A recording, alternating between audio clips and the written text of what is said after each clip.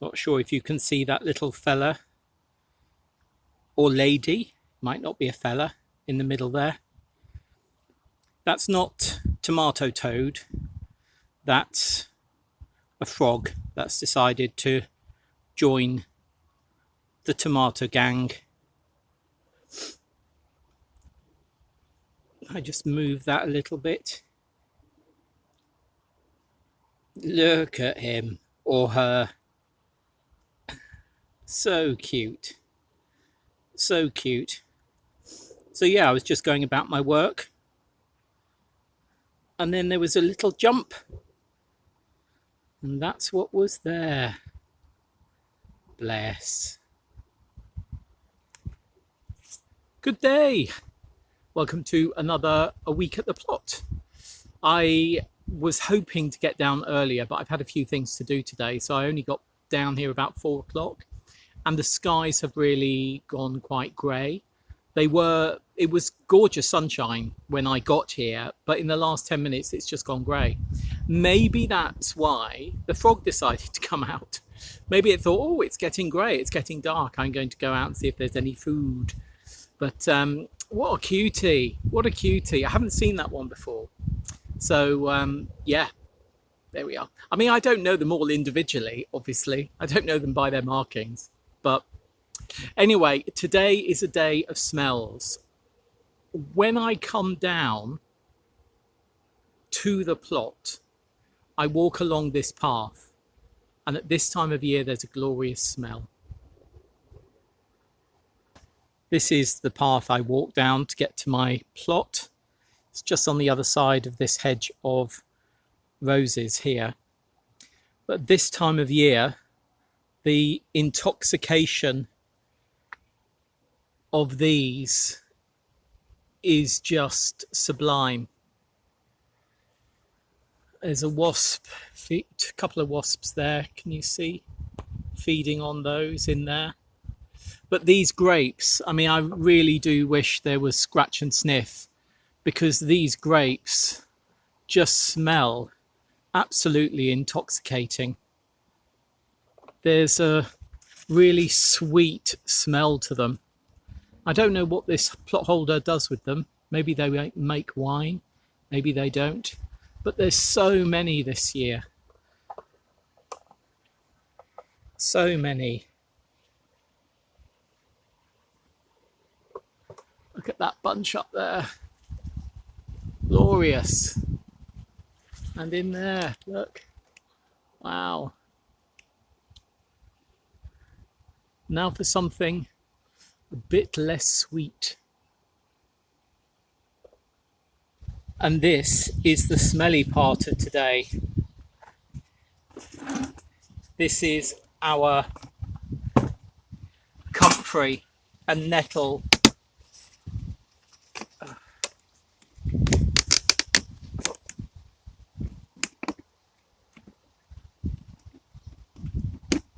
Oh, dearie me. Oh. Gosh. Oh. Yum. Yum.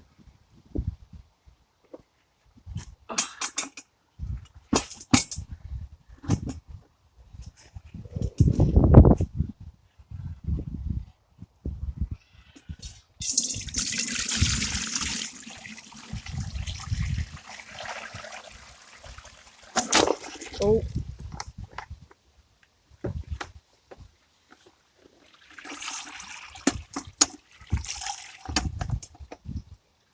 Not surprisingly, this smells foul. Oh.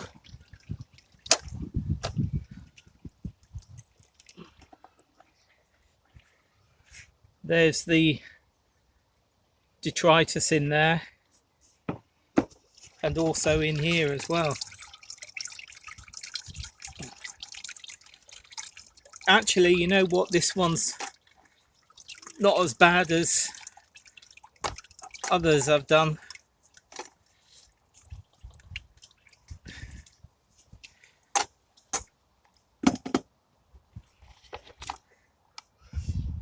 Comfrey and Nettle tea. Boy, it stinks. So that bucket of yummy Comfrey and Nettle tea has been decanted into here. So it's got a tap, so it's really easy to use.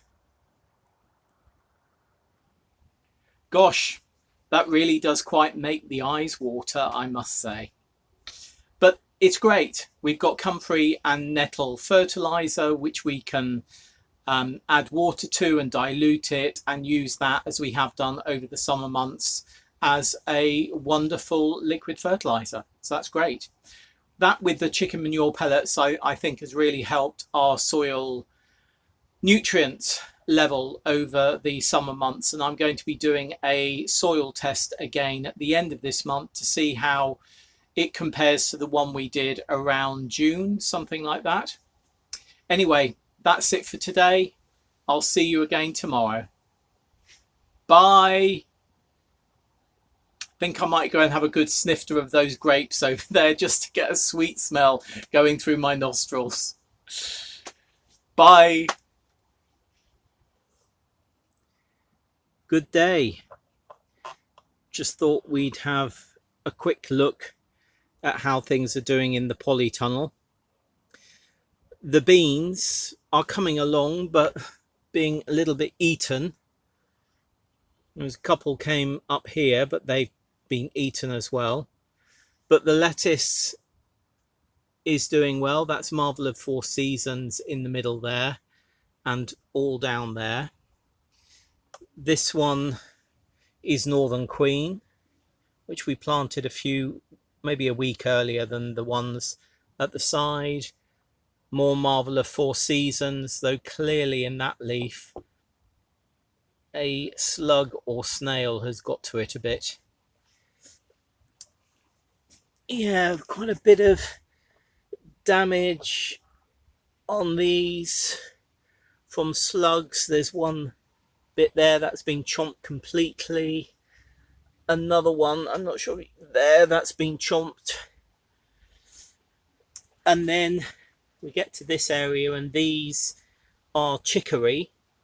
These plants are chicory and are doing okay. That Mizuna in the middle is also quite happy.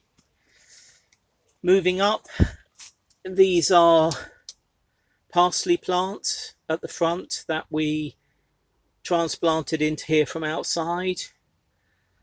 Still not sure what that brassica is at the back, but we're leaving it in.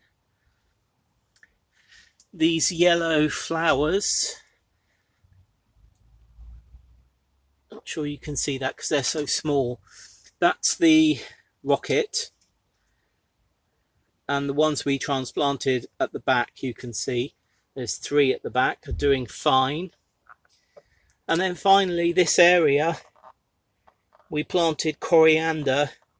Nothing has come up yet. Oh,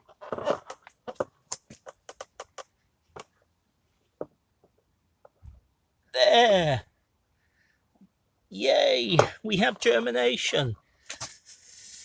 And this area I was going to plant in, but we're going to need to bring our potatoes in, our Christmas potatoes, at some point. So I've left that free for them at the moment to just pop on top, not to plant into there. Or maybe there's a bit of room here. If I move the chicken manure pellet box, maybe they could go there. But yeah, just a quick one today. Quick update in the poly. Everything doing fine. Few things being chomped on, but generally good. We're now standing in the flower border bed, and this little cosmos is just dancing in the breeze. See you tomorrow. Bye.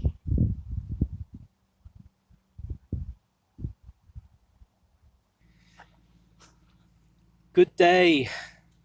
Welcome to some Red Oxheart that Gabriella sent us seeds for. They've been a revelation for us this year. I mean, really gorgeous, oh, impressive beasts. Look at that. And they're fabulous for our wonderful pasta sauce. We do like our pasta sauce. I know I go on about it, but we love it so much. I've decided that these, I'm going to cut that one. These are the best tomatoes of this Red Oxheart that we're going to save seeds from, and this one in particular. So that's the job I'm going to get on with when I get back home. Here's our Red Oxheart that we're going to be saving seeds from. I'll be taking that home and slicing it up and taking the seeds out. Now the seeds, as you I'm sure know, are covered in a gel, and that gel is actually a germination inhibitor.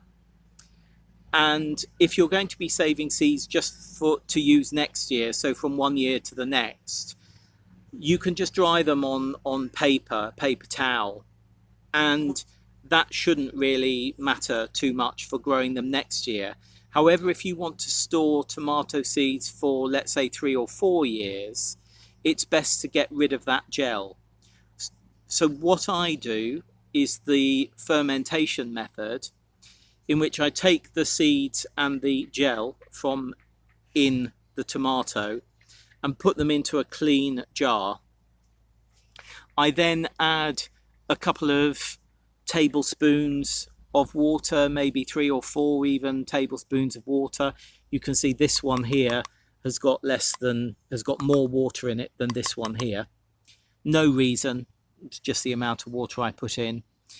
And then label them up and leave them somewhere for at least 3 days.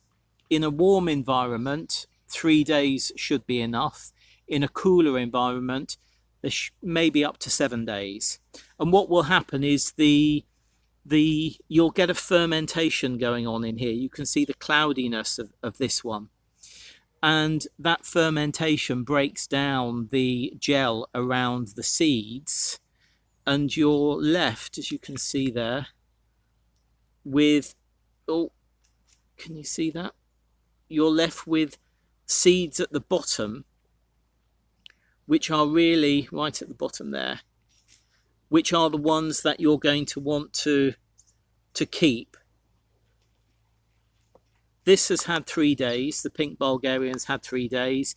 I'm going to be putting this through a sieve later on today, and then checking that all the gel has gone, and then putting each of those seeds onto some loo paper. You could use kitchen paper, you could use a tea towel. And after 24 hours, I'm just going to turn them over so that they're not sticking to the loo paper that we'll be using. These Black Krim have just been like that for just over, well, about 1.5 days. So they've got about another day and a half to go. These sit near our boiler at home normally, so they're sitting in a warm place because our hot water comes on once a day and it warms them up. They're not sitting on the boiler, but they're sitting in the utility room, which is warm because it has the boiler in it.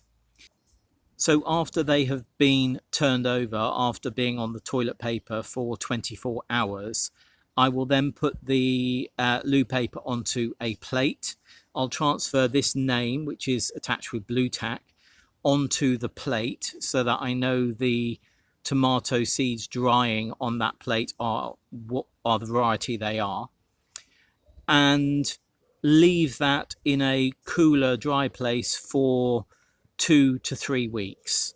you really want the seeds to dry out as much as possible.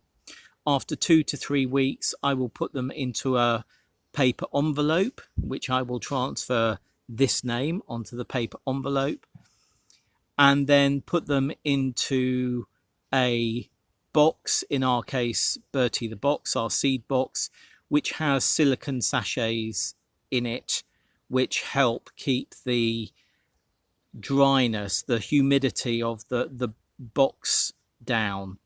So that's how we save our seeds. And as I say, we save them like this with the fermentation method because we want to keep our seeds for longer than just a year. So up to 3 or 4 years, those seeds should be fine, as long as they're kept in a cool, dry place. If you have any questions about what we do, then please do ask in the comments below. Otherwise, I will be getting on with other things tomorrow at the allotment, and we'll see you back here then. Bye. Good day. I've decided today is the day to take down a lot of these tomatoes. These are dying back quickly anyway, not blight, but just dying back. I've already taken out all the butternut squash from these edge bags, and many of these now have just a few tomatoes on them. Some will stay in because they will ripen, but others where it literally is a couple of green tomatoes, or like that one where there's a gone over red one and a green one just through there, I'm going to take those out and just start trimming the amount of watering required for this area back, and then hopefully I can start getting in and pulling out some of that weed as well. So yeah, I'm just going to get on and do that, and then you can see what it looks like at the end.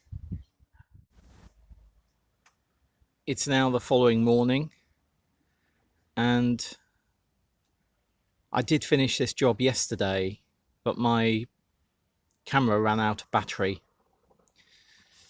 So as you can see, huge amount of tomatoes have gone. In fact, most of the tomatoes have gone, and the only ones left are ones which have quite a bit of fruit on, or fruit coming. When I say fruit coming, I don't mean that. Fruit ripening. So here we have Rosalita ripening. There's quite a lot of cherries, tomatoes to come on there. And then if we jump over here, which I haven't been able to do, if we look here, this is Millefleur with a lot of cherries forming and a lot still ripening. So yeah, but as you can see, much work to do. I just come over here. None of that green should be in there. I sort of kept on top of it until the beginning of August, but then with the really wet weather and then the heat, it became difficult to keep on top of. And what I've also decided to do, when I was taking this butternut out yesterday, there was a frog in this butternut. So I'm not going to stack them. I was going to stack them on top of each other, but I'm not going to do that now. I'll think about that, and that'll be for another day anyway. Tomato Toad wasn't particularly happy. He's been living here in this batch of tomatoes. And yesterday he dived into, oh sorry, my shadow. He dived into that comfrey, and I think is now living around the bins. I think he's been living around the bins anyway, so it's not too much of a home move for him. But there we are. Right, job done. Now I'm going to get on with the September tour. Bye. Good day. As you most probably can see, we're not at the plot. We're at Avebury.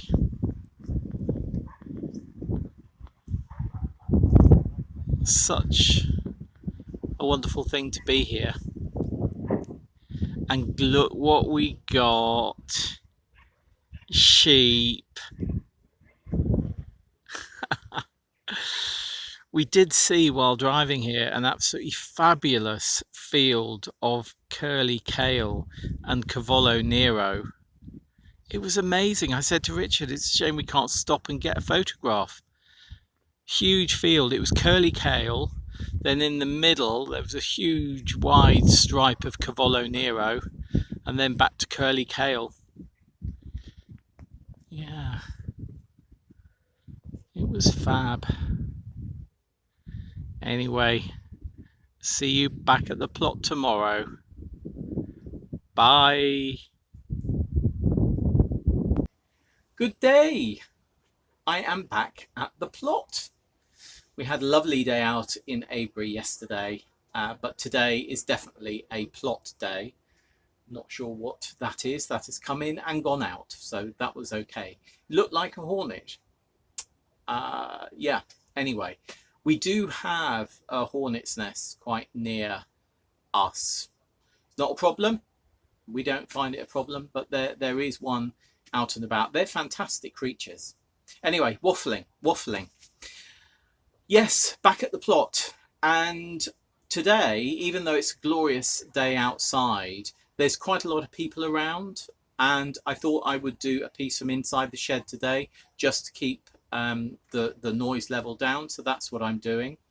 One of the things that I thought I would talk about, thank you very much. A plot neighbour giving me a cucumber. So that's lovely. They are, I will show you the cucumber another day. They're quite interesting. Anyway, today I thought I would talk about the equipment and tools that I use on a very regular basis, and tools that I think if you're going to have an allotment, you really should look at acquiring. Now, sometimes allotments have communal sheds and communal tools, and we do have those on site here. Though I think it's also good to have our own sets of tools, because sometimes if you go to use something from a communal shed, somebody else is using it and you can't do the job that you want to do. So if you have your own set of tools, it's really good because you can just crack on and do what you need to do. One piece of equipment I could not do without: gloves. I do quite a lot with bare hands, but dirty jobs, and really when you're working with soil, you should have a good pair of gloves. Now we use gloves called Shower. That's the brand, I think. I'm size 7, which is a medium. Size 6 is a bit snug for me, but there are a few things that it's nice to have really tight gloves for.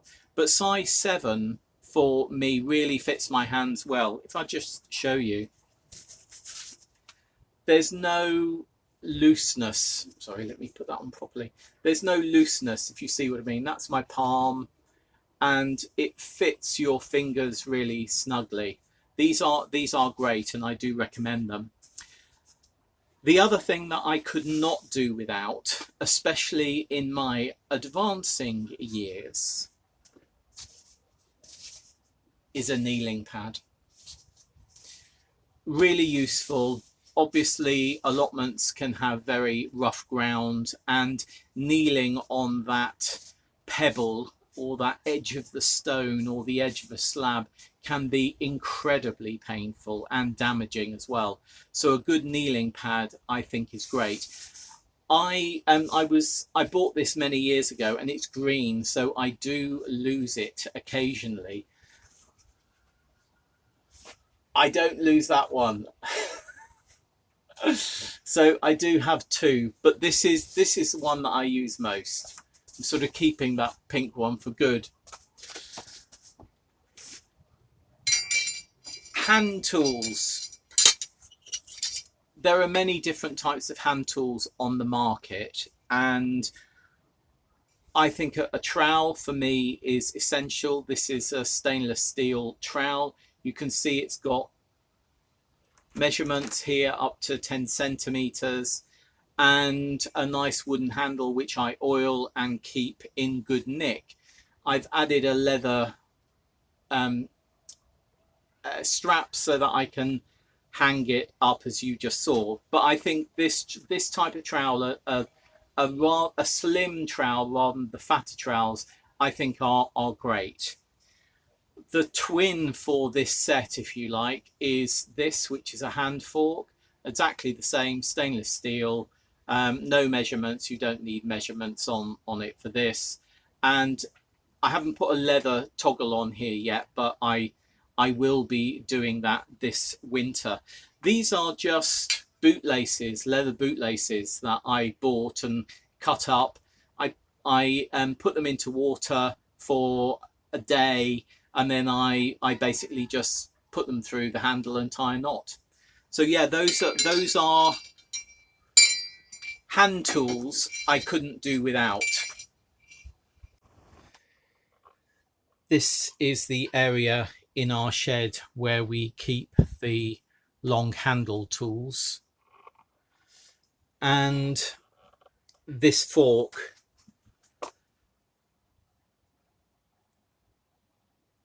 and that spade, both from Wilko. I got them about 4 years ago, and I've really found them worthwhile. They weren't that much. I think they were about £7 each when we bought them, and really essential, particularly the fork. I couldn't live without the fork.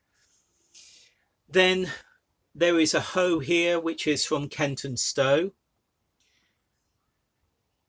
which is obviously great for hoeing out weeds. That again is another essential item for us. And then next to it is a rake, which is again not the one with the red handle, the one with the wooden handle. Again, Kent and Stowe, and something that I wouldn't want to be without. Other things that we've bought because they're very handy are these loppers, long-handled loppers, which also have a saw attachment. So you can see the blade here. There's the blade, and it goes up against here to cut branches high up. And it's also got a saw attachment which attaches at the back for if you want to saw off branches. And again, it extends using these. You squeeze those and you can extend that top element here out. Then next to it, the red one, let me move the hoe. The red one is a really useful grass hoe, not grass hoe, really useful grass rake. That one's Spear and Jackson, and that's absolutely great for getting grass that we have trimmed all into a single pile. Talking about loppers, this is a extending short set of loppers, again for cutting branches. And then finally an edging tool, which we have used for edging the border, the flower border bed. I know Vivi has one of these as well, and she's much better at using it than me. So yeah, those are our long-handled tools. The ones that I would say are essential are the fork, the hoe, and the rake. A spade is incredibly useful, though if you are on a limited budget, then I'd go for a fork rather than a spade. The final two bits of equipment that I find really useful is a wheelbarrow and also a hose. Now, if you're not allowed to use hoses at your allotment, then obviously there's no need to buy a hose. The reason I wanted to buy our own wheelbarrow is over the winter months when I was doing quite a lot of work, when I went to use one of our communal wheelbarrows, they were all being utilised by other people. So I decided to invest in a decent wheelbarrow. I think it cost about £70, and then we had a discount code. I think it came down to about 55, something like that. But really good value. I'm really pleased that we invested in that. So I will do another video in another week about things that we use that are equipment, but not in the terms of what I've been talking about today. So I'll be talking about seed trays and gravel trays and bamboos and that type of equipment and things that we grow in.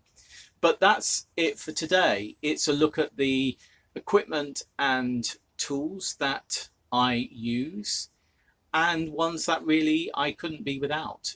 And yeah, is there something else? I've got a feeling there's something else. Oh, a pair of scissors. I don't have a pair of scissors here, but a pair of scissors. Always an essential to have with you. Obviously, if you've got a knife, you can use a knife to cut things, but a pair of scissors is always handy. And what I do is I bring an old pair of scissors from home. So we sort of rotate things from home, or scissors from home to here. So yeah, that's it for today. I will see you tomorrow for another A Week at the Plot, and that will be the final video for this week. Hope you're well. See you very soon. Bye. Good day. Back at the beans. And I've decided that today is a good day to start taking some of these down and start taking some of them out. I really do want to get into this bed to A, weed it, and B, start preparing it for onions and garlic. But as you can see, the beans are beginning to thin out, and even the Canadian white, which is on the other side here, and the Madeira maroon that are just here, are beginning to drop their leaves quite a bit. And then if we come around, as you know, on this side, going past these sunflowers, down over here, we have the asparagus beans and the borlotti that really haven't done well. Well, the asparagus beans haven't done well and the borlotti aren't doing well, so I'm going to take those out. There's a number of brambles growing up in here, so I'm going to cut those back, but I'm going to leave some stalk on so that I know to go in there with a fork and dig it out. Make sure I can dig the roots out, because otherwise brambles will just come back. So we'll have a look at this after I've done it. Oh, again, look at that blue sky. I mean, gorgeous. Gorgeous. An hour or so later, and we've done quite a lot of work taking plants out and weeding these two beds. You can see right into the middle of the beds now, so everything has been weeded. The plants that weren't going to produce have all been taken out, and what's left are now runners over here right at the end, and then a bit further along this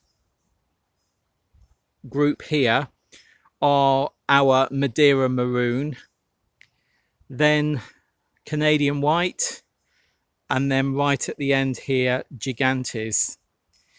I'm not really expecting the gigantes or the runners to give us any pods for eating, and the Madeira maroon and Canadian white have mainly been left there for seed saving purposes.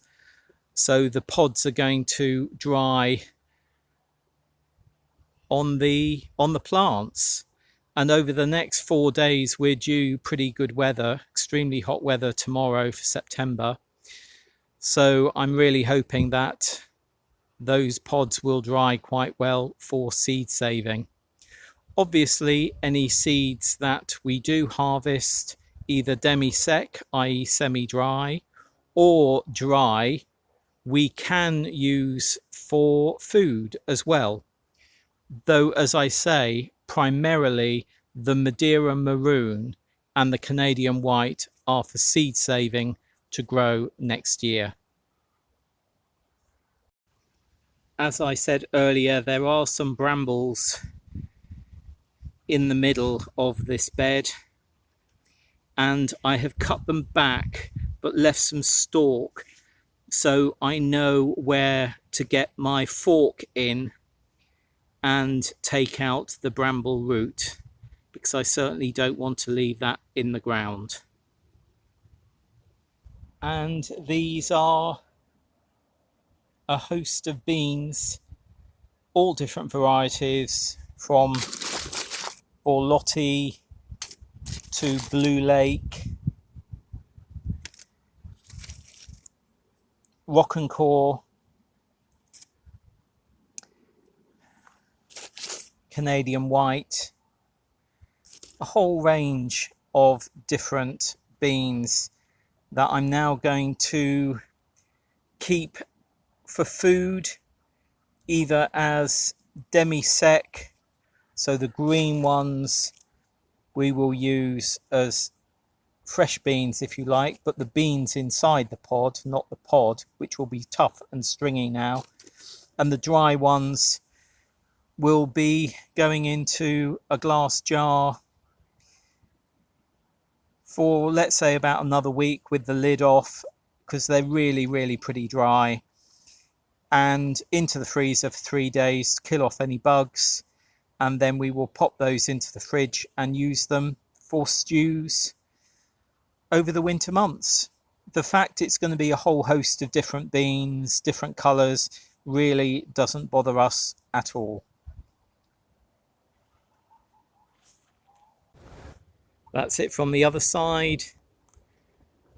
Much clearer than it was before, and a really good job done. See you tomorrow. Bye.